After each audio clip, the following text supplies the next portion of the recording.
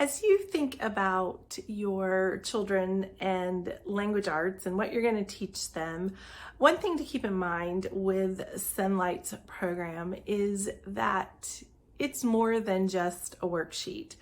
My family used Sonlight's Language Arts throughout our schooling career, and my children have done very well in their further language arts studies outside of our home. It seems like sometimes with Sonlight's Language Arts that not much is happening, but the combination of the reading that you're doing to them, the copy work, the reading that they're doing, and then the emulation in the writing assignments of things that they've read or seen or copied, it really does work, and we are raising effective communicators. So don't be discouraged when you feel like maybe some of your friends are diagramming sentences or doing pages and pages of circling of the pronouns. You don't have to do all that to effectively teach language arts. Sonlight's Language Arts works, and it doesn't have to produce tears and anxiety. Stick with it and you'll reap the rewards. Sometimes the trickiest part of teaching your student language arts is trying to figure out how to teach them to write. Well, what I do to make it simple is I just use my Sonlight Instructor's Guide and the rubrics that are provided with each of the creative expression assignments. I like to take a colored pencil or a different colored pen and go through that rubric and mark on their rough draft what things they did correctly and what things need to be improved. Then, depending on the assignment, I have my student complete a final copy and turn that in instead. Now, the grades are informal. I don't do this strictly in elementary school, but I do want my student to learn what the purpose of the assignment is. I've never supplemented beyond Sonlight Language Arts, and my high schooler is an incredibly strong writer just by trusting the process and using those Sonlight Instructor's Guides. So make sure you're utilizing that resource, and if you can't find the information you're looking for, ask the Sonlight mentors in the Sonlight Connections app and they can point you in the right direction. Language arts is comprised of a number of different subjects: handwriting, spelling, vocabulary, creative writing. So think about what the purpose of the assignment is. If it's a creative writing assignment, then I would not get hung up on the spelling and the handwriting. Your child is focusing on the composition of the work, and they're not thinking about spelling and handwriting and vocabulary and things like that. So focus on one thing. If it's spelling, then it's spelling. It's okay if the handwriting is messy. If it's handwriting, then you want the best penmanship in that assignment, but don't stress if the other writing assignments don't have their best handwriting. Focus on one thing at a time. That's also true in the creative writing space. If they are writing a story, and then you can always go back and talk about vocabulary, and you can fix the spelling and talk about punctuation. But if the purpose is the creative process and thinking through a flow of ideas, then that's what you want to focus on. Hi friends, I'm going to record this intro spot from a small convention I'm working in Indianapolis, and I'm going to show you Language Arts 1, 2, 3, and 4. I'm going to show you week 6 of those 4 guides to show you how things progress in Language Arts for Sonlight.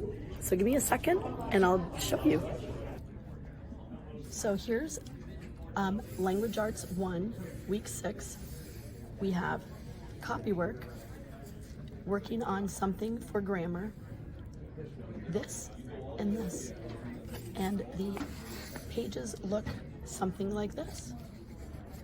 And then as we progress to Language Arts 2, again, we've got copy work, a copy work application, some writing, and now we're in Language Arts 2, and it's become like this. Here we are with Language Arts 3. Same, week 6, we've got copy work, an application, pre-writing, writing, and it's going to look something like this.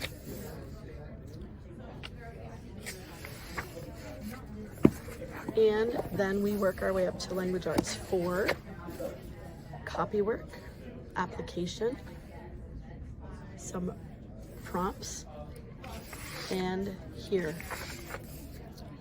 So I wanted to show this to you because I think sometimes it can be confusing how it flows together, and some people feel frustrated and don't even understand that, okay, here's this first day is copy work, and it's this progression and this cycle all the way through.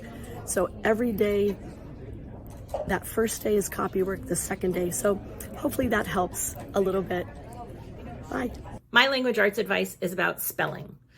I taught my kids spelling with a curriculum, but only until I knew they knew how to spell.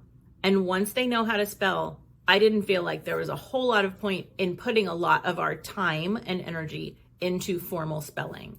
How do I know when they can do it? Well, when I look at their writing and in times when they're not concentrating on spelling, like a rough draft or a grocery list or a letter to Santa, and they're spelling correctly, or they are asking about words they know they're not sure how to spell, that tells me that we're about ready to be done worrying about spelling. One of my favorite language arts tips involves the scope and sequence that is in the very back of the binder, maybe in section 3 or section 4.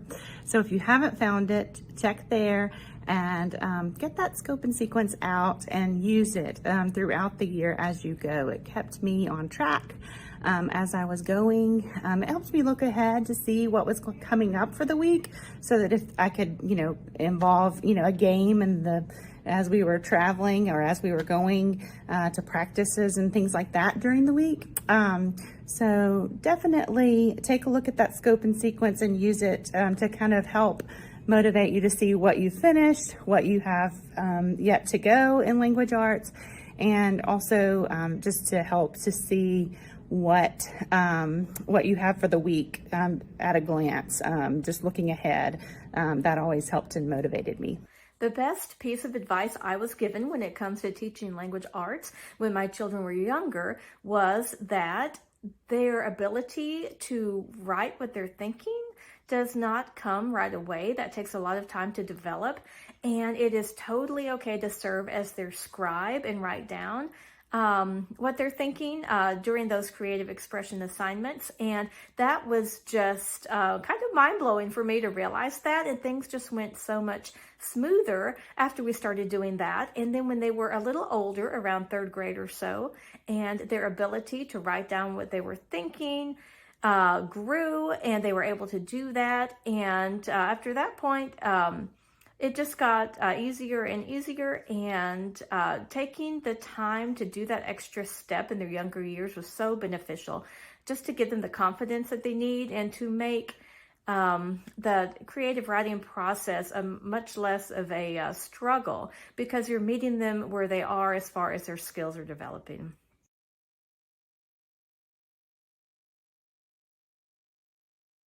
Hello and welcome to this month's Homeschool Helps and Hacks. We are going to be talking all about Sonlight Language Arts today, and hopefully demystifying some of the confusion or questions you may have when it comes to our language arts programs. I am Sunny. I'm Sonlight's community and social media manager, and I am being joined today by Sheila and Lisa. Let's start with some introductions. If this is your first Sonlight video watching us, Sheila, you're on my left, so I'll have you go first. Okay. I am a veteran homeschool mom of 3 kids. They are all graduated from college and out in the working world. So I can vouch to the fact that it is effective. It really does work. I might also meet some of you at homeschool conventions. We are out in the world talking to homeschoolers at homeschool conventions. So I might see you in one of those places. Well, thank you so much for being here. Lisa, do you want to talk about yourself? Sure. I also am a veteran homeschool mom. I have 3 kids. I homeschooled 2 of them exclusively with Sonlight. My youngest is about to graduate from college at the end of this year, but the other 2 kids are married, and I even have the bestest grandbaby. I too will be out and around at conventions this summer, and you could even talk to me on the telephone. Yes, so if you have additional questions beyond what we talk about today, definitely reach out to us. We are available. I also am homeschooling two children with Sonlight. They are currently 9 and 14, about to turn 10 and 15. And I have homeschooled them with Sonlight since the beginning and exclusively used Sonlight's language arts to teach them both to read and write. So it is possible. We're going to explain how our programs work and help you out there. Also, we do have a language arts ebook on Sonlight's website, so we'll share the link for that as well. So if you're kind of curious about what all is wrapped up in language arts and how to teach those various pieces like spelling, vocabulary, handwriting, all the different things, we will share that for you as well so that you have access to that resource. But let's dive right into determining the appropriate level for your student. Of course, Sonlight carries multiple levels so that you can maybe combine for history, Bible, literature, but each child is in the appropriate language arts level. So if somebody is new to Sonlight Language Arts, how do they figure out what level to use for their language arts program? So language arts is one of those skill-based subjects, and different kids are going to be at different levels. So just because you have a first grader doesn't necessarily mean you need to start with the first grade. We do have a placement test on the Sonlight website, so you can narrow down where you want to place your child. But really, it comes down to certain things that they can or cannot do. Also, our language arts are closely tied to our readers. So the books that the kids are reading for themselves, the language arts is going to be based on those books. And oftentimes, kids can read at a higher level than they can write. So in that case, if you have a child who is reading chapter books but can barely write a sentence, then what we recommend is that you place the child in the same level readers as the language arts. So you want them to be the same. You can always supplement with extra readers at the library. There are too many books and not enough time, so that is not going to be a problem. Just get extra books that is at your child's reading level to be able to keep him engaged. But the readers that tie in with the language arts are important because the activities that are in the language arts are based on those books. So even if he can sit down and finish that book in 15 minutes, that's still going to be the level of readers that you want to get. And I think another facet, if people are coming into Sonlight not at the learning to read stage, sometimes moms are hesitant when they have a 4th and a 7th grader and you say, oh, we can use the same language arts.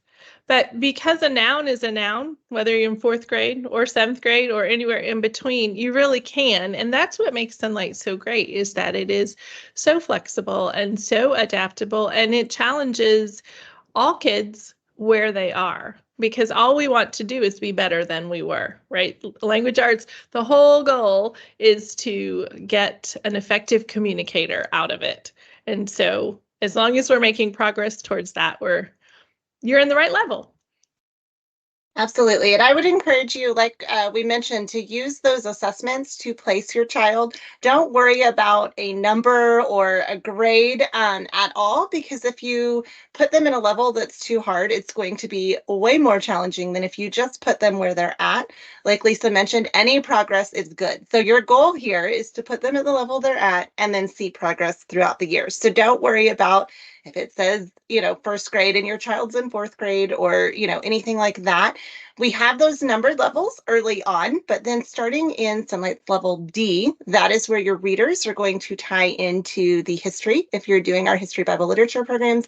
So language arts also corresponds with that, which I know can be a little confusing for people if they're like, oh, my child is 4th or 5th grade. Do I use language arts 4? Do I use level D? If you have questions like that, make sure to ask those in the app or reach out to the advisors. We would love to help you out and figure out what's going to work specifically for your children, because that can be a little tricky if you're not familiar with the terminology. But let's talk about the instructor's guide. To me, the instructor's guides for any of our programs, that's really going to help you figure out how you actually teach these things. So let's talk first about the importance of reading those notes in the language arts instructor's guides, but then also all the different pieces that are in the instructor's guide as well. So the instructor's guide has 4 different parts to it. Section 1, Section 2, Section 3, and Section 4. Section 1 is really the introductory material, and I like to read that even before school starts. I like to take some time before I plan to start and have a teacher planning week and read through those notes for the language arts, for the history, Bible lit, for science, all of that introductory stuff, because that's going to really set the tone of the year. It's going to set you up to help you understand the big picture. So I would start with that and use your little Post-it notes, make notes, use a highlighter. Like your instructor's guide is your tool. Mark it up, whatever it is that you need, so that you can come back and find things. Section 2 is going to be your schedule and notes. That is really the heart of Sonlight. That's the week 1, week 2, week 3, all of that stuff. And let me just point out that week 1 is where all of the introductory material that explains how each of the sections work. So the creative writing or the creative expression, the spelling, the handwriting, all of those things is all explained in the week 1 notes. So if you get on to week 4 and you're like, wait a minute, what am I doing? Then flip back to your week 1 and reread that with your highlighter, so you can highlight the things you want to remember. And all of that is in the week 1. Section 3 is where you find the reader's guide.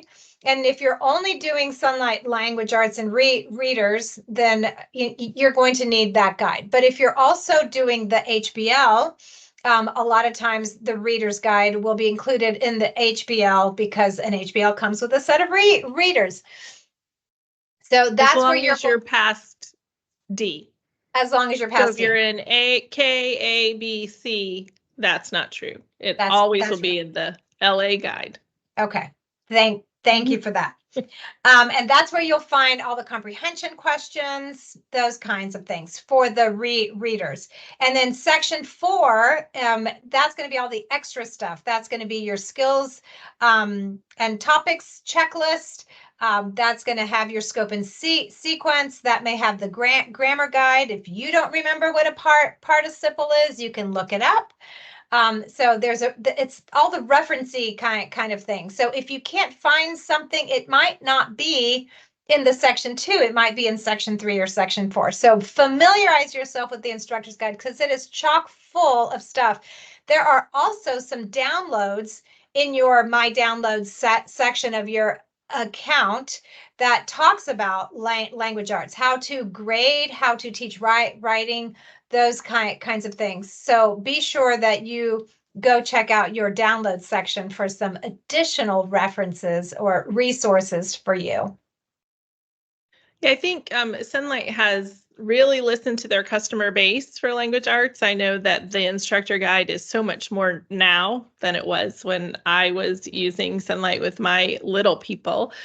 Those pink sections that have like almost scripts that you can use to explain things to your children, the rubrics, and even sometimes there's a sample of a writing piece that you don't have to have your child do it exactly the same, but it's just a good idea, because I think the majority of homeschool moms are not teachers. And I didn't know what a 2nd grader or a 3rd grader or whatever would be able to do. But there's so much in the instructor guide that it really does walk you through step by step of what you need to do to be successful. Yeah, so that's what we're going to explain to you. I actually have my son's level D language arts instructor's guide here, and we're going to go through the sections just with a little more detail on each one, so that if you've heard all of this, then you're like, whoa, that's so much information. I've got all these resources. I don't know where to find them or where to teach, these various pieces of language arts, because it does encompass so many things. We're going to explain to you kind of how to use that information, and then ideas if you have to supplement, if you don't want to supplement, and all of that. So the first section that shows up on the IG that I'm looking at right now, when we say IG, we're saying Instructor's Guide, is spelling. This is something that I know in the early years, like the numbered language arts 1-2 spelling is included in the Instructor's Guide, but sometimes people cannot find those notes. Sheila referenced week 1. That is often where you find the information. But then Sonlight also carries supplements like Spelling You See and All About Spelling. So what do you do? What do you need to do? Where should you start? What do you guys think? Well, to have an all subjects package through F, you do get a spelling program. Like Sunny said, if it's a 1, 2, 3, 4, those words are included in your instructor's guide. And you just turn the page over. They're right on the top. So they're not hiding. They're just right there. And then D, E, F will come with Spelling You See if you do not specify something different. So I think spelling, especially Spelling You See for older spellers, is awesome because it's not really memorizing a list of words, but it's really putting your spelling into practice. And that's, spelling in the wild. Rarely, it's kind of like math and word problems. Rarely do you go to a business and they say, could you please do this sheet of math, or could you please spell these 15 words? But instead, we're using them practically, and Spelling You See really helps them with that. And the bonus of it is that those levels kind of add more information to your history, which is kind of cool. They talk about America in D and E, and then they talk about some cool ancient things in F. So that's really neat. So the spelling program that comes in the lower levels is based on spelling rules. So you learn the rule and then you learn the words that go with that rule. And that's a great spelling program if you have a natural speller. I am a natural speller, and spelling just comes to me. 2 of my 3 kids are not natural spellers. Like, I had all these dreams of we're going to win the spelling bee. And no, that was not us at all. So my non-natural spellers struggled with that spelling program because there are so many exceptions to the rule. I before E except after C works some of the times, but not all of the time. So we do carry also All About Spelling, and that is an Orton Gillingham-based program, which is really, really good for kids who struggle with spelling. They often struggle with spelling because either they have some dyslexia going on, or there's an auditory processing disorder, so they can't hear the phonemes. And so All About Spelling breaks that down very, very minutely. It is a mastery-based program, so everybody starts with level 1, even though it's basically you're learning the alphabet and the sounds that the alphabet makes. And you think, I have a 5th grader. My 5th grader knows the alphabet. But your 5th grader does not know that A makes 6 different sounds. So I actually used levels 1 through 5 in 1 year with my 9th grader who is dyslexic. And we had tried multiple different spelling programs. And that, she started a little like, Mom, this is so easy. I'm like, I know. And we're going to zip right through it. And we did. But she did learn those very essential sounds that helped her with spelling down the line. So of the 3 spelling programs that we carry, 1 is very good for natural spellers. 1 is very good for kids who struggle or have a learning disability. And the other one is kind of middle of the road. It's great, but it's not as intense as All About Spelling. All About Spelling does require a lot from mom. There's a lot of, it's not an independent program by any means. Whereas Spelling You See is a little bit more independent than all About Spelling. So yeah, and if you're looking at our spelling options and trying to figure it out, we actually do have videos comparing the 2 as well. So we'll drop those links in the comments too, so that way you can go check those out if you want a more in-depth. I always recommend starting with the spelling words that are in the Sonlight program. And then if you discover maybe your child can memorize that list really well, but then when they're writing in their actual creative expression assignments, or even when they're writing for fun, that oh, maybe they don't actually know how to spell words that they haven't memorized, that might be when you want to look at one of those other options. But again, like Lisa said, if you buy an all subjects package, it's going to come up to a certain point. But Sheila, I love what you said in ninth grade, like there's no limit to when you can use a spelling program. You know, if your child is struggling to spell, you can use them at any time. But if they're a natural speller, you may not need it. So my approach with my kids is let's start with just the very basics. And then if I see they're having a problem with something, okay, let's add in spelling or handwriting or one of those extra subjects, depending on what's going on. Sunny, So- it's like cooking. Like you start and you Exactly. don't have any spices or salt, and then you taste it and you're like, oh, this needs a little something. So then you add some salt, you may add some oregano, like, you know, you start to add. It's so much easier to add than it is to take away. So Yes. yeah, if you don't need spelling, don't add it. But if you have a child who struggles, then that is a subject that you can add. Absolutely. So let's talk about handwriting. That's another one that's kind of a, do I need this? Do I not need this? Sonlight also carries multiple handwriting levels. My approach has always been, if I can read your handwriting, I won't make you do handwriting, you know, past the early years of learning how to write. But how do you decide which program to use? Do you need it? How do you incorporate that into your language arts? We had that same theory, Sunny. If I could read it, that was fine. And then just for a practice, once we learned, like I used it for printing, we learned how to print, and then your copy work had to be your handwriting practice as well. So your copy work needed to be neat, the rest needed to be legible. Then I went back to a program to teach cursive, and then dictation was in cursive. And again, it needed to be your best penmanship, but then the rest just had to be legible, because I didn't want to exasperate my children, you know, with just one more thing. If we could knock out two birds with one stone, but we used a reason for handwriting because I loved that they were writing scripture. And to me, that was, you know, if it was going to be busy work, it might as well be good busy work. Copy the Bible. That's awesome. But a lot of families love handwriting without tears. If you have a left-handed child or one that learns a little differently, it works beautifully. Such a good program for all the things. So my two dyslexic kids, yeah, they're also, I suspect, some a little bit on the dysgraphic, you know, spectrum. Their handwriting is awful. They would make great doctors because they take after their grandfather in their handwriting, who was a doctor. So we did handwriting for a long time because they needed the practice. And I actually started with my oldest with a reason for handwriting because that's the kind of handwriting I learned, the loop, you know, the ball and stick, and then the cursive. And my son struggled with it. He could not get the print small enough. Each book, as you progress, the lines get smaller, and he could not get it smaller. So when we started carrying handwriting without tears, I didn't like the way it looked. And so I resisted using it until I talked to another mom, which is why we need to network.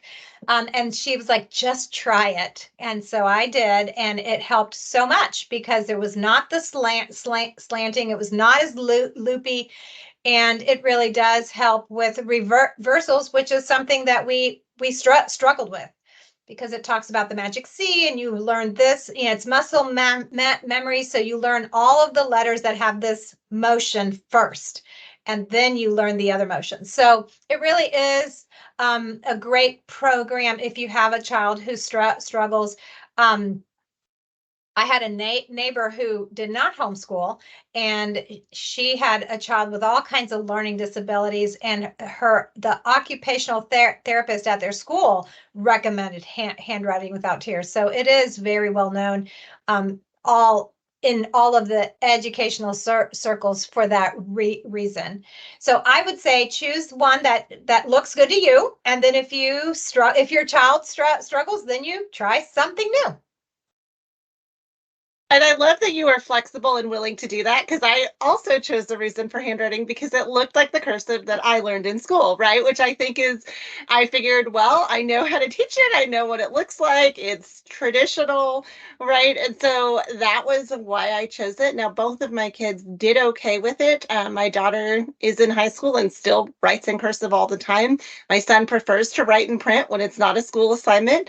So it just kind of depends on the kid. But I love, Sheila, that you were willing to change it when you realized it wasn't working. I think that is the big thing. Sometimes we as the parent think, well, this is the way it should be. These are the classes I took in school. This is how I learned. This is what I liked best. But that may not be what's going to work best for your children. So being open to trying other things when you see maybe that they are struggling, or it's not working as well, and that other program that maybe you don't like the look of as well because it seems unfamiliar might end up being a better choice. So Sonlight does carry 3 handwriting programs, so there's lots of options to choose from.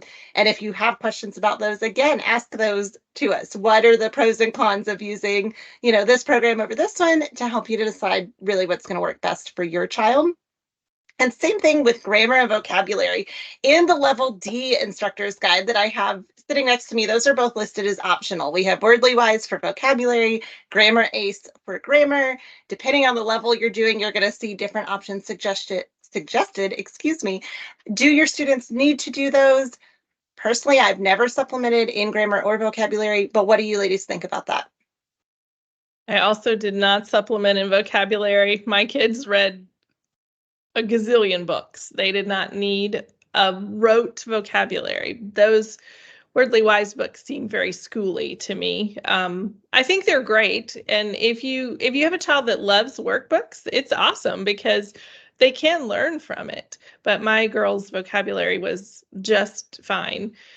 We did do grammar because I'm not very good at grammar. And so I did not just naturally tell them, oh, you need a comma here or whatnot, because I didn't know why there needed to be a comma there. And sometimes I thought there should be and there wasn't, or I didn't think there should and it really should. So I did supplement grammar mostly for me. So I did use some of the Explode the Code books and the Wordly Wise, not because I felt like my kids needed the work, but I needed to keep them busy while I worked with another child. Mike, I have 3 and they're all 2.5 years apart. So, once we got going, it was not a big deal when I had a kindergartner, a 3-year-old and a baby. But once we were all kind of school age, it was a juggling act to be able to work with the kids. And so there were times where everybody needed me for, I don't know what I'm doing and I need help with this. And so I would just be like, you know what, you're going to do a page in this book. And while I work with your brother, and when you're done or when I'm done, I'll come and check on you. And so I didn't follow the schedule that is in the instructor's guide at all. I used it as a way to keep them busy because I have boy, girl, and my boy loves to work with love to play with Legos. And so if mommy wasn't ready, off they would go to play with Legos. And then I was impossible to get them back doing school. So I needed to keep them engaged. And so I did use those books in order to keep them busy, especially the youngest one. When, again, the oldest one is dyslexic. So it took some time to learn to read and I needed to work with him. And I had this 4-year-old who was dying to do school. And so I threw workbooks at her just to keep her busy while I worked with her brothers. So I think they're great for that kind of thing. But if you only have 1 or 2 and you don't need to have a babysitter, then I think it's just rote work. You can certainly do without. I love what you guys are saying. Like, you had different applications for them, right? One was where you needed to keep children busy. And then Lisa, in your case, where you said grammar wasn't your strong suit, to make it easier for you to explain and teach those things. I have the nice big age gap with my kids. So I'm really only ever teaching one of them those basic skills at any given time. So I found that I could grade grammar in my older child's writing just as she did papers. Oh, you missed a comma here. Here's why you need one. A grammar. I love grammar. I say I'm not much of a writer, but I'm an awesome proofreader. And so, like, all of that is something Yeah, I'm more of a research paper writer. Nobody wants to read anything that I wrote because it's not interesting, but I can catch all the grammar, and that's something that I like. So if it's an area that you don't like, or like Sheila said, if you have kids close in age, or if you see a child, again, struggling with that, maybe everything they write, you're like, oh, this grammar is horrible, and I don't even know where to begin because they're not capitalizing anything. They're using the wrong grammar at the end of sentences. They don't put commas in, all of that. That might be helpful. I am inclined to agree with both of you that Sonlight kids, because they read so much and they listen to so much reading, their vocabularies are amazing. I love hearing even the tiniest little Sonlighters can use the correct word in context, and a lot of that is just the reading. If you have a child maybe preparing for an SAT, ACT type test, then they might need a little more vocabulary, but at the early years, I haven't found that my kids need that. And they're pretty good if they're like, hey, I heard this word. What does it mean? They're used to us having those conversations. So that's something that we just kind of do on the fly. So yeah, lots of options. If you're worried about your child maybe needing more help, let us know. We can help you find the right program. But a lot of that is recommended as optional resources in your language arts already. But like these ladies said, and I would agree, that you don't have to do all of those things if your child doesn't need them. Now let's move into the reading. I think this for me, I realized I could homeschool once my older child learned to read. Before that, I was kind of on the fence of like, oh, can I teach these kids? But I know reading it's huge, right? So many people, that's really kind of their test for, okay, can I keep going? Or maybe you see a child that's a super advanced reader and your child's not at that pace. What do you do for the kid that either is struggling to get through all their readers, or maybe they want to read faster, it just seems to come naturally to them, and their pacing seems to be off with whatever's recommended in your instructor's guide? What do you do in those situations? Well, I had the fast readers at my house. So I allowed them to read as quickly as they wanted in their school book, but they couldn't start the next one until it was time. So they had to be able to answer the questions, because if you read it so fast that you didn't know what happened, you didn't actually read it. So they had to be able to answer the questions, and they couldn't start their next one until then, but they still had to read each day. So we have a lot of books, and we were a very frequent customer at the library. So they could pick something that they wanted to read that way. So it was really easy for us to go that way. And then a lot of times for their free reading, they would go back to the shelf and choose what had been a read aloud when they were younger and read it again to themselves. So that was always fun to see what their favorites were and what they remembered. And, books hit differently when you're in a different situation. And so we have like our copy of Where the Mountain Meets the Moon, the pages are falling out. Everyone's read it 3 or 4 times. So we love revisiting those books. So I had a fast reader. So that was how I handled that.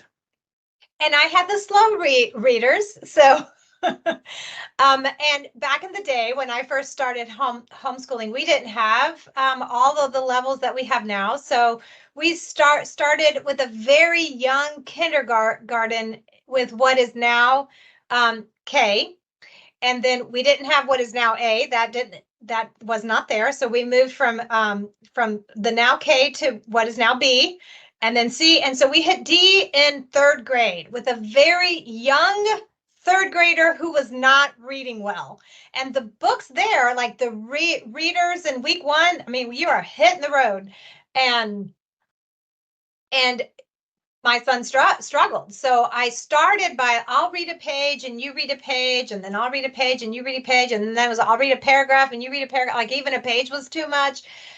And finally, after the 2 or 3 of those like chapter books, I was like, okay, nope. So I went to the library and I found like Sam the Minuteman. Like they were still American history, but they were easy readers, and that's what that child needed at the time.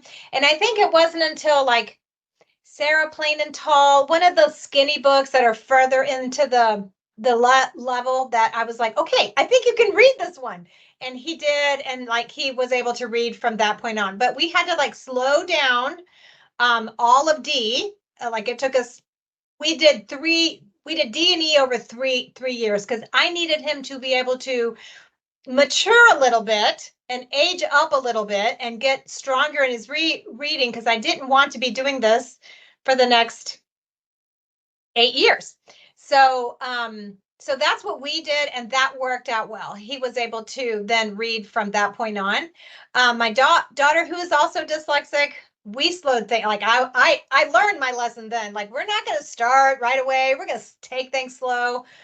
And so she did better in that she wasn't outside of her reading ability, because we did take our time. So again, all that to say, each child is different. My middle son is my fast reader. In fact, he taught himself to read because he was listening to me teach the 6-year-old, and he's 4, listening to me, and he's like, "Mommy, when do I read?" And I was like, "Oh, buddy, you got time." And no, he picked up the book and read because he was paying attention, and it wasn't hard for him.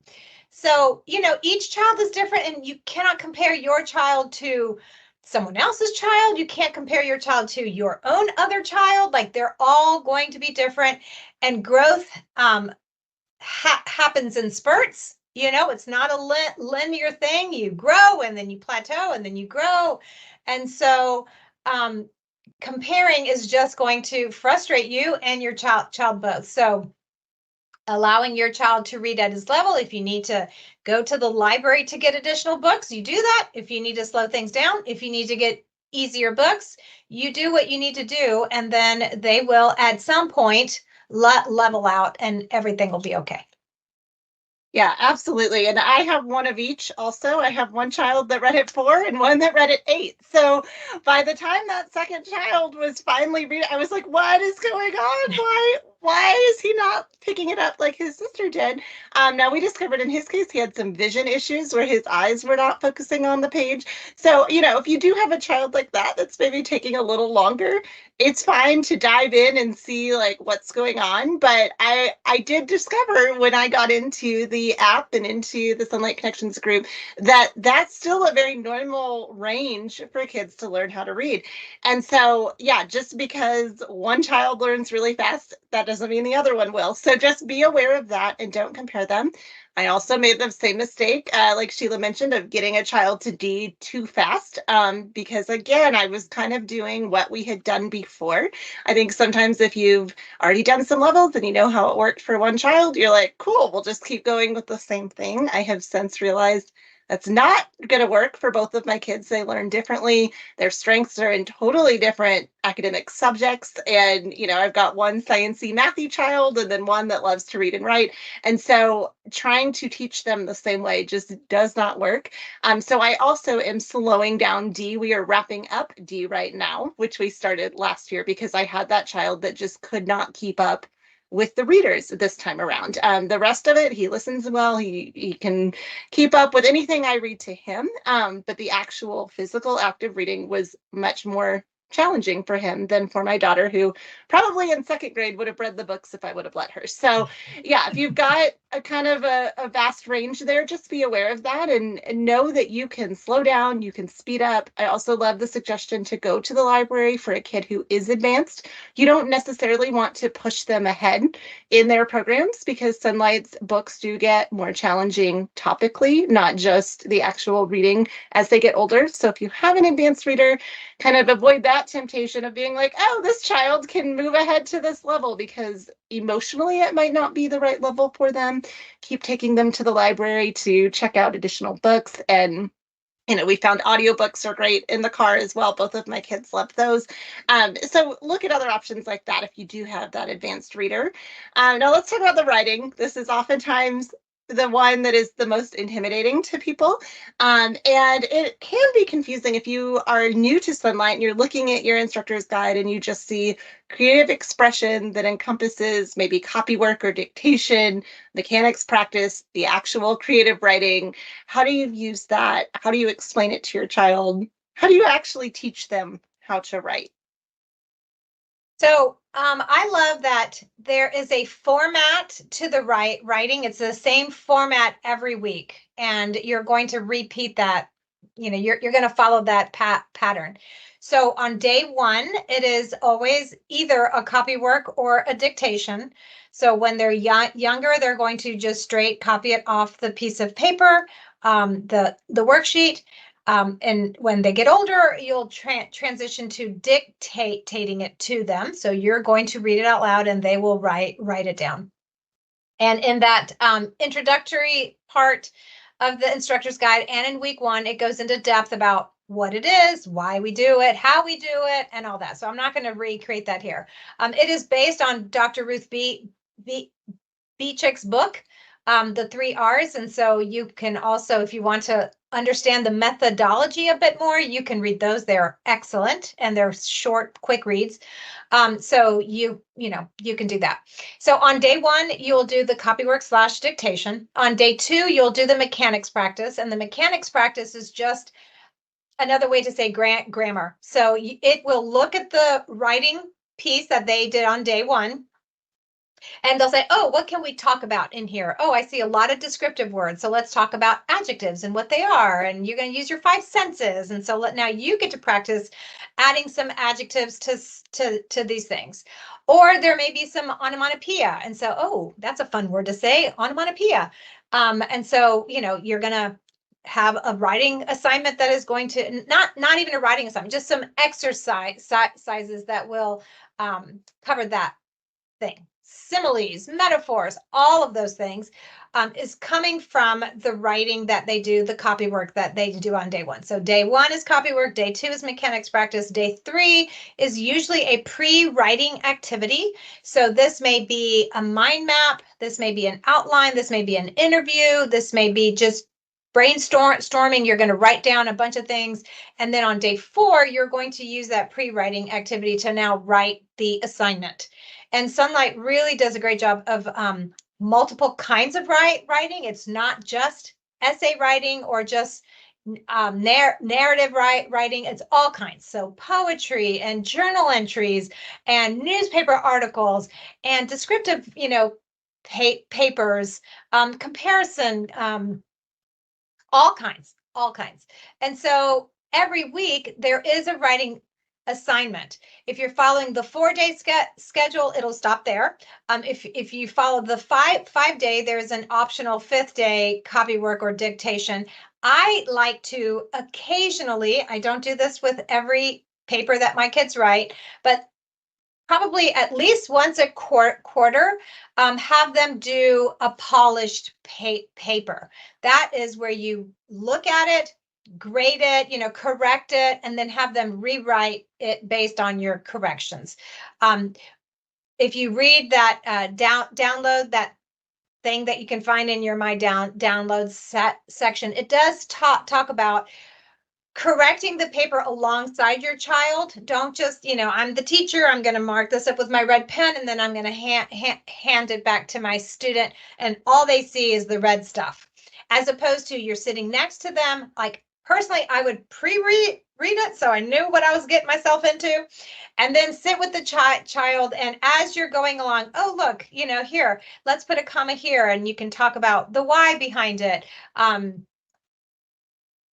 Let's try to make this a little bit more descriptive. I can't picture it in my mind. What kinds of words would you add to describe the dog? Is he shaggy? Is he smooth? Is he short? Is he, and just kind of walk them through.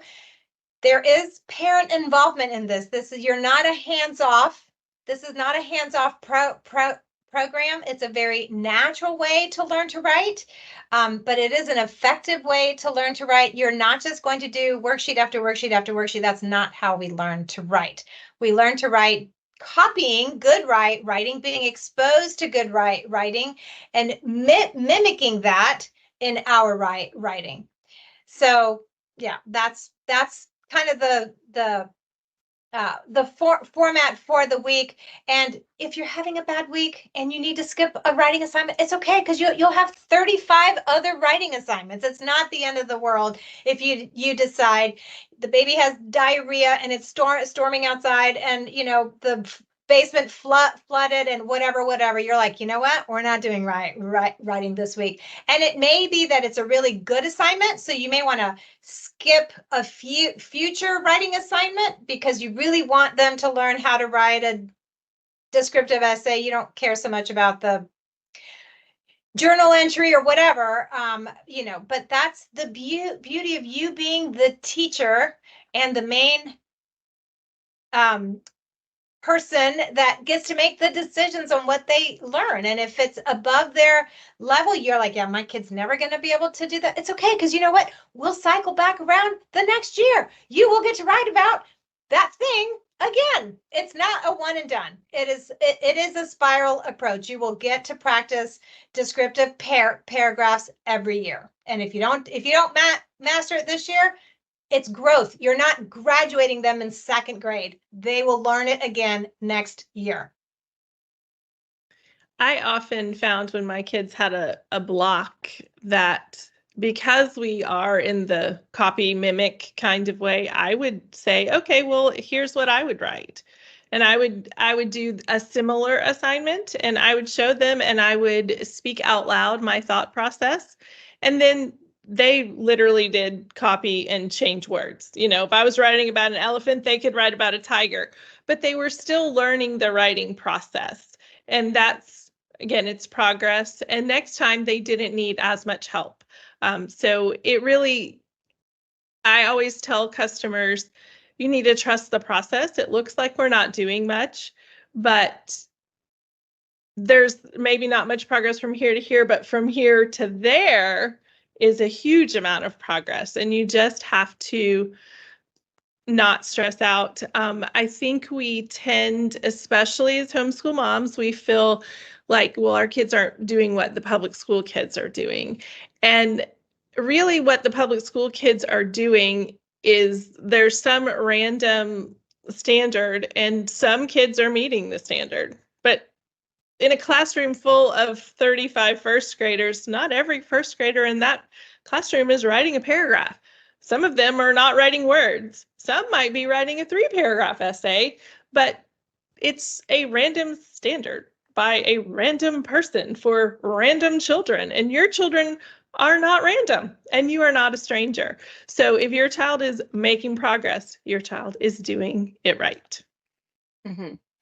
And I want to add too, if you have kids at an early age, I know, Lisa, you referenced it earlier, the example oftentimes that Sonlight includes of what to write. That doesn't mean that your child has to write at that level. That is to generate ideas. Oftentimes, you know, you mentioned the elephant and the tiger example. Little kids, if you ask them to write about something that they've never thought of deeply, they're going to struggle coming up with ideas maybe to, well, what do I even write about? So that's really just to get those creative juices flowing for them. They do not have to write at that level. It's definitely going to be more advanced probably than they are writing. And I like to do language arts orally for a large portion of that early elementary school age of explaining, okay, so sure, we talked about verbs or we talked about capital letters or whatever, but okay, now we're going to talk about personification. Do you know what that means? And it's a discussion with the child and an out loud brainstorm before we even try to put pencil to paper. And if you follow the instructor's guide, it's probably 10-15 minutes a day that you're adding up to eventually get to the paragraph. And I still, if the child cannot write at the level that they want to include in their paragraph, I will write it down as they throw their ideas at me. And then if, you know, my youngest child now is in 4th grade, so I do oftentimes have him copy things that I've written down for him because I do want to make sure he is learning the actual mechanics and knows how to spell the words and all of those things too. But in the early years, like kindergarten, 1st, 2nd grade, it is almost entirely me writing everything and them just generating ideas. So I know, Lisa, you mentioned trusting the process, which is something that kind of seems hard if you're like, oh, I feel like I'm doing this, or is my child actually learning something? But by the time that child's in middle school or high school, they can write pretty well just by following those steps of doing that. You know, now that I have a high schooler, I'm really seeing it. I can give her very few instructions, if any at all, and she can go run with it. And then it might be like, oh, you missed a comma here, or, oh, do you know why, you know, this sentence should be structured this way, or add something to your conclusion. It's very simple things like that, the feedback that I have to give her now. Also, the Sonlight instructor's guides include a rubric. So if you're like, I don't even know how to grade this, did the child follow the assignment? It will say things like 5 points for this, 5 points for that, 3 points for this. So you kind of know what to look for, which is helpful too if you have no idea where to go from there. Yeah, and I would say also don't grade it like, oh, you got an A, you got a B, because who cares? The point is you are learning. And especially until you hit high school, you don't need grades. You just need to know, okay, we're still dealing with like the comma splice, we're still dealing with whatever.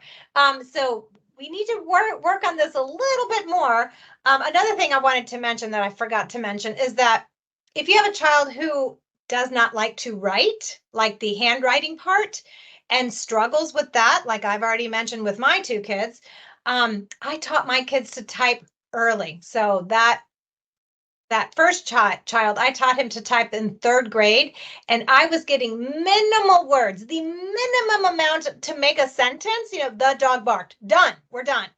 The minute he learned how to type, and I wanted him to type it correctly, the QWERTY keyboard and all that. Oh my word, like words started flowing out of that boy's fingertips. Like he was not afraid to use words. He just didn't want to write them. So that's the other thing too, is if you act as their scribe, then they're not going to, how can I say this with the fewest words possible? Because you're writing it down.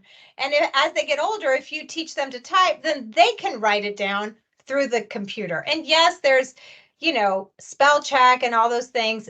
It's okay. That's the other thing too I want to stress. Like, think about what is it that you are grading in this assignment. Am I doing spelling? Then spelling is what I'm grading. It's not, can they write a story? Are they doing creative expression? Then I don't care what they spell. Like, yes, I do. I want to know that they can't spell elephant. They put an F instead of a PH or whatever. But I'm not going to grade them on elephant. I'm grading them on their composition, like their creativity and how do they put the sentence together or the paragraph together as they get older. So don't try to grade every single thing in an essay. Think about what it is that you're after, and then you can attack those other things that you need to still address. But penmanship, spelling, that is not part of the creative writing piece. That is what you're after. And then penmanship is part of handwriting. Spelling is part of spelling. And that's what you're grading when you're covering that subject. Yeah, and don't feel like you have to do like all the way down the language arts IG all at the same time. I know both of my kids, if I had them write too much at once, they would both kind of balk at that when they were little. So if they were doing math and then they're doing handwriting and then they're doing like a spelling workbook and then they're writing something, that's a lot. Their hand is tired. They don't want to do that. So maybe do pieces of it kind of throughout the day, and then go back to, okay, well, you just finished writing your handwriting, for example, let's go do the read aloud together, or let's come back and you can do your reader, or things like that. I found it made it a lot easier for my kids, especially in those early years where writing was not the easiest thing physically to do. And then, yeah, love the suggestion to type. I've also heard of voice to text for a child that maybe needs help getting all the words out, but maybe you have other children and so you're not able to dictate for all 6 children at the same time. So maybe you have one doing like a voice to text and then they can go back and fix it. Yeah, that didn't exist back when I was doing it. Yes. We were lucky we weren't on an manual typewriter. Exactly. Yeah. So what are some other ways maybe to modify the assignments if something's not working for your child? We've already thrown several out there. Or again, for providing that feedback or corrections if it's something that maybe you're like, well, I don't really know how to help them improve because that's not my strength. What do you guys think? I think another way, like voice to text, or just letting them record themselves, often their ideas come faster than their hand can write or my hand can write. I'm writing and I'm like, what did you say about that? And they're like, oh, I don't know. They've moved on to another thought. So recording is great. I often modified assignments to make them shorter if it was too long for my kids, or if we just written a really long assignment and then the next assignment was long, I would be like, oh yeah, we're not going to do that, or sometimes I would say, if you were going to write about this topic, what would you write? Especially when they were older. And they would tell me and I would say, that sounds great. Done. Because we communicate verbally, we communicate by typing, we communicate by writing. So we did talk about the thing, and they did organize their thoughts, but sometimes we didn't write it down. Yeah, I mean, we did a lot of things orally as well, especially the mechanics practice, because again, it's not the handwriting that I'm after. I want to know, do they know? Can they give me 3 adjectives to describe a tree? And I didn't care if they could write them down. A lot of times I would say, okay, just put a check mark there so that we know we did it and we can move on. So, yeah, so doing copy work instead of dictation if they're not, if it's a really hard passage like foreign words or really weird punctuation with em dashes and semicolons and things like that, then I might just drop it all together. I definitely did not do it twice a week. There was no way. Again, I had the child who hated to write, so just getting a couple of sentences was enough. So again, just modify. Think about what is the purpose of this assignment and how can I extract that information if I'm not doing it the traditional way, whether it's orally, recording it, whatever. Yeah, so many great tips there. And yeah, I think again, it's something you kind of have to troubleshoot with your child. And the way that I have used all of my Sonlight is different with each child, depending on where their strengths and weaknesses are. But I love what you both said about, making those modifications. You get to decide, you're the homeschool teacher, you get to decide what is acceptable to pass this year. And, like you mentioned, until high school, grades really, they don't matter. And so it's up to you. I think sometimes there's that pressure of, oh, I do have 36 weeks of language arts. Do I have to do every single thing in my instructor's guide? But like you guys both mentioned, there's writing every single week, and you will come back to it again through the years. It just gets a little harder. I know, Lisa, you referenced early on about like a 7th grader and a 4th grader in the same program. Can you guys briefly touch on that? If you are combining in the same language arts, how do you modify that to make it appropriate for both a 4th grader and a 7th grader, assuming that they write at very different levels? Well, they should write at different levels, but they can still write about the same thing. I always say, a 5-year-old can tell you about an elephant, a 4th grader, a 7th grader, a 50-year-old. Everyone can tell you about an elephant.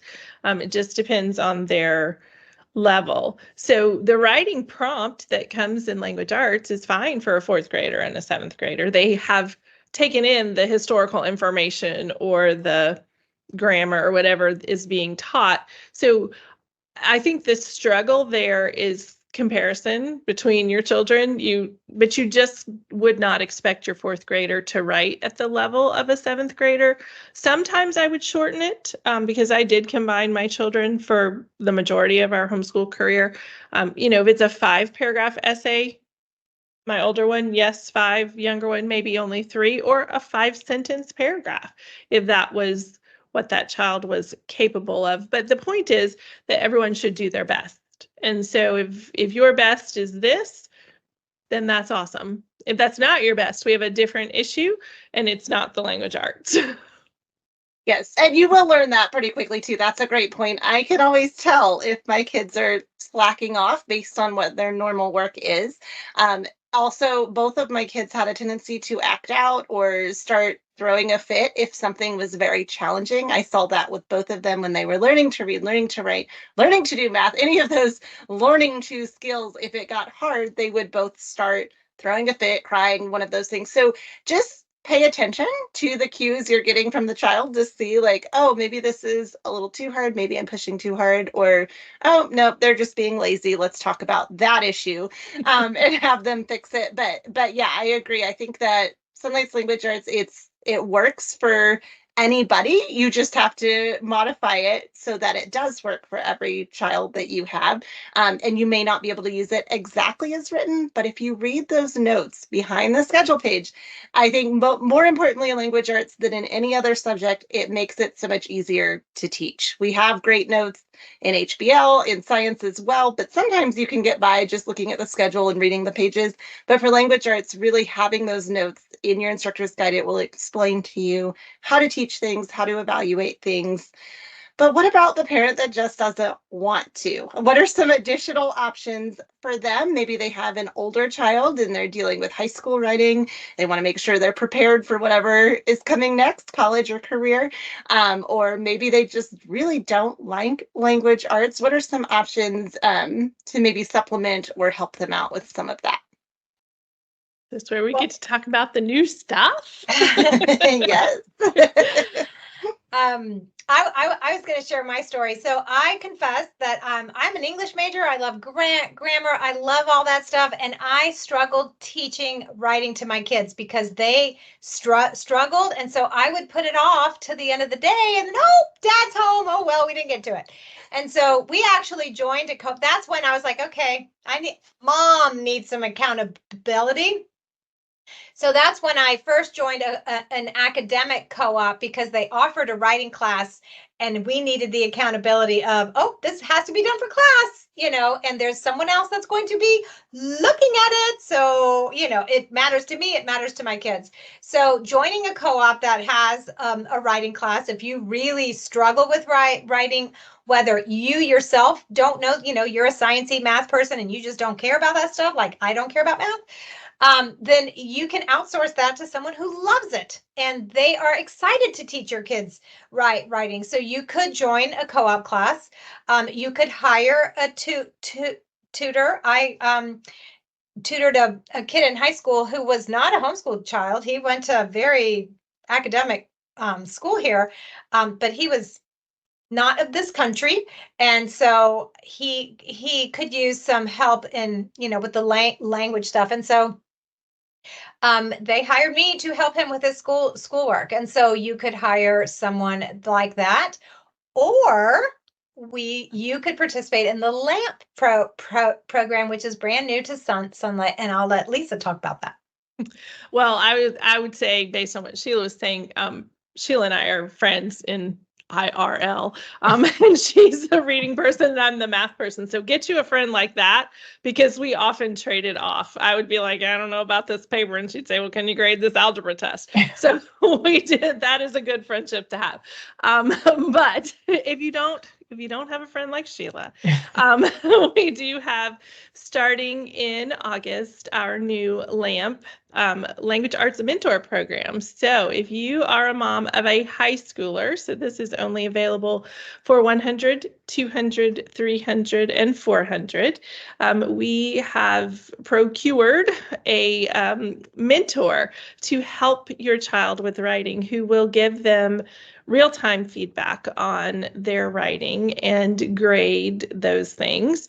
So that is really, really exciting.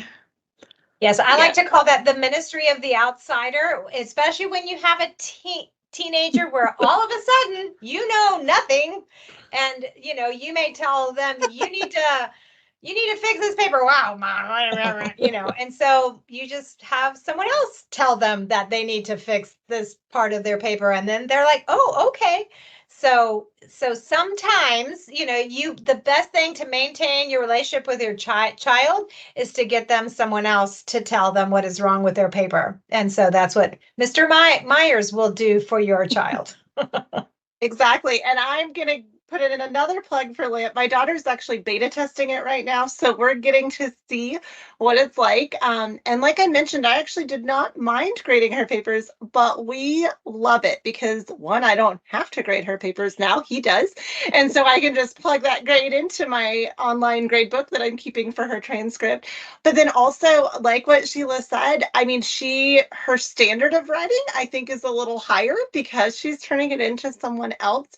She also has been really good about deadlines because she's accountable to someone else, instead of being like, oh, can we push this to next week? And this is my firstborn, very motivated child. She's pretty good about not doing that stuff anyway, but I have seen a step up in the quality of her work just in having to turn it into someone else. Plus, it makes language arts incredibly easy for me because I'm like, okay, let's discuss the book, which honestly, that's my favorite part anyway.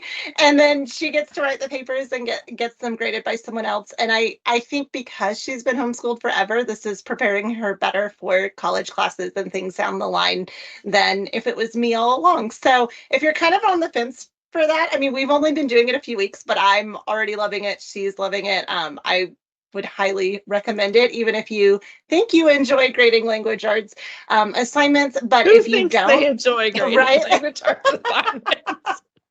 Yeah, if you don't, it's kind of like you can clean your house, but if somebody else does it, it makes your life easier. So it's kind of like that. So yeah, highly recommend that. And I know a lot of people use co-op classes, like what Sheila said, for writing or science experiments or upper level math. Anything that you feel insecure about grading, co-ops are great for that. So that's another option. Before we wrap up, do you ladies have any additional feedback, recommendations, experiences, anything like that that you would like to share concerning language arts? Well, I will tell you, I am definitely your math girl, not your language arts girl. But we used Sonlight, and my kids are doing fine. Like I think that's the big thing, is they're fine. They are out doing the things, and they did well in writing and composition in college, and it's fine. It's fine. Yeah. I'll tell one small story. So my youngest is a girl, and she's also dyslexic, and she was the one who really, really hated to write. And I thought, oh, girl, it's a good thing you're going into nursing. Although, haha, she has a chart, so she does have to write. But we recently became friends on Goodreads, and I was reading some of her reviews, and I was like, is this my child? This is not my child. Like, I couldn't believe how good her reviews were. They're better than mine. So I was like, oh, I'm so happy. So even my worst writer is actually a pretty good writer. But it didn't happen till much further down the road. So do not despair if your second grader does not want to do the writing assignment. Persevere, mom, persevere. You will reap a reward at the end, not in the process. Exactly, because ultimately, when you meet other adults in the world, nobody's saying, well, how old were you when you learned how to read and write? Like, that doesn't matter, right? If you have the skills and you can do it, you do fine. So yeah, I think that's absolutely true. And when we say trust the process, seriously, the more you do it, you will realize it's working. And if you have any questions or you're like, I really think something is not working, or if you just need us to kind of talk you off the ledge because you're getting worked up about it, which happens to all of us, especially in those early years when we're not sure if it's working, get into the Sonlight Connections app with us, and we're all in there. We would love to encourage you, share more stories, help you troubleshoot, maybe for the specific kids that you have, because it is different for everybody. But like I said earlier, it can work for every student, and you might just have to tweak it a little bit. So we would love to help you with that and offer encouragement. And Sheila and Lisa, thank you so much for being here today and reassuring everyone. If you have more questions, definitely drop those in the comments and we'll answer those for you as well.